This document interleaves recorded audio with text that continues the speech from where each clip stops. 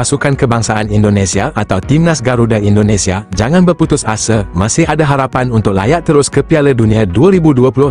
Perjalanan itu panjang, dan setiap perlawanan adalah peluang baharu untuk membuktikan diri. Bayangkan kegairahan penyokong setia yang sentiasa menceriakan anda, harapan tinggi yang mereka letakkan kepada anda. Setiap pukulan, setiap hantaran, dan setiap gol adalah peluang untuk mencipta sejarah. Jangan biarkan kegagalan semalam menghalang anda hari ini. Bangkit dengan semangat juang yang tiada tandingan. Percaya pada diri sendiri, pasukan anda, dan kebolehan anda. Piala Dunia 2026 menanti, dan Indonesia sudah bersedia untuk bersaing. Mari kita tunjukkan kepada dunia bahawa kita mempunyai pasukan yang hebat, yang tidak pernah berputus asa dan sentiasa berjuang hingga ke akhirnya.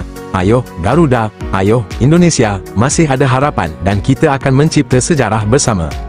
Pasukan Kebangsaan Indonesia atau Timnas Garuda Indonesia, jangan berputus asa, masih ada harapan untuk layak terus ke Piala Dunia 2026. Perjalanan itu panjang, dan setiap perlawanan adalah peluang baharu untuk membuktikan diri. Bayangkan kegairahan penyokong setia yang sentiasa menceriakan anda, harapan tinggi yang mereka letakkan kepada anda. Setiap pukulan, setiap hantaran, dan setiap gol adalah peluang untuk mencipta sejarah. Jangan biarkan kegagalan semalam menghalang anda hari ini. Bangkit dengan semangat juang yang tiada tandingan. Percaya pada diri sendiri, pasukan anda, dan kebolehan anda.